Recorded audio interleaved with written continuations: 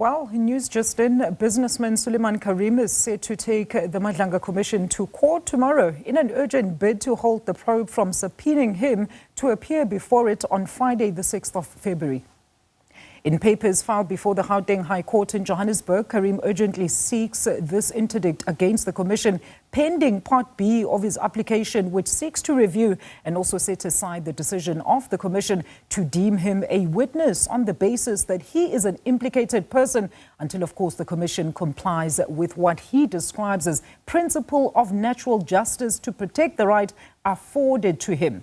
Karim was implicated in testimony relating to alleged cartel member Vusimuzi Madlanga, where the former is accused of leaking sensitive SAPS information to the latter, and Karim was also accused of using his political influence to assist Madlanga. The Madlanga Commission will be opposing this application.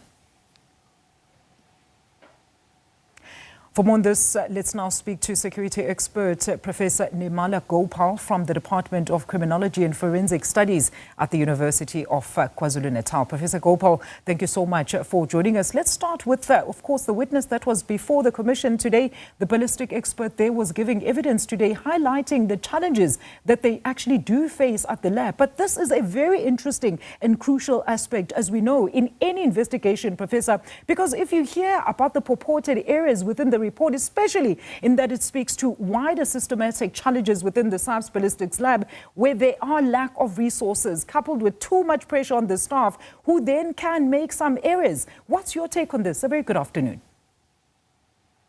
Good afternoon, Alicia. Good afternoon to your viewers. Yes, I think understandably, though, in the first instance, it's really concerning that these errors are actually made. But by and large, what you've mentioned is that these are, part of these errors could be attributed to systemic issues within SAPS and the criminal justice system, the, under-resourcing, the fact that they are overworked and the ballistics unit itself doesn't have sufficient capacity to work in a more relaxed environment. And I think particularly because ballistics evidence is so crucial in terms of convictions in a court of law. So they can either refute or support evidence or testimony that's provided, especially by the defendant. So I think extremely important for it to be accurate. Professor, look, I'm sure you've just seen the breaking news there of Suleiman Karim opting to go to court to interdict the subpoena from the Madlanga Commission. Any comment on that at this stage? Yeah, so that's very interesting. And I think, as we've heard in the Commission, that he was also implicated. And it seems to me at this point in time that there's so much of fear around those who are being implicated. And I think largely because they have some very important skeletons in their closets to hide. And I think the fear of being exposed and being convicted, and perhaps that's, of course, that is probably the main reason why he wants to interdict the court or the Commission from subpoenaing him.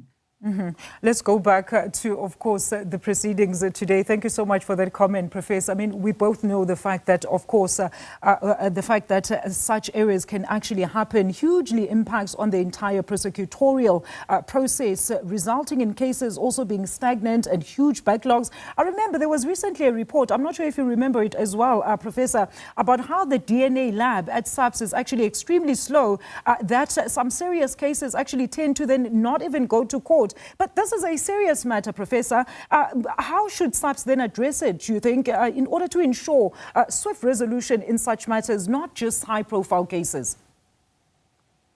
No, absolutely, Alicia. I think, the fact that it is slow in the lab, the DNA lab or the forensics lab is under-resourced, etc., has far-reaching consequences for justice in the country.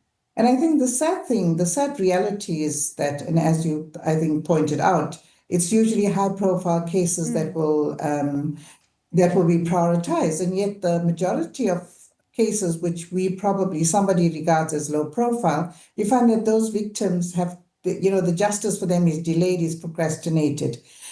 Certainly, we should be prioritizing all crimes that need forensic lab resources.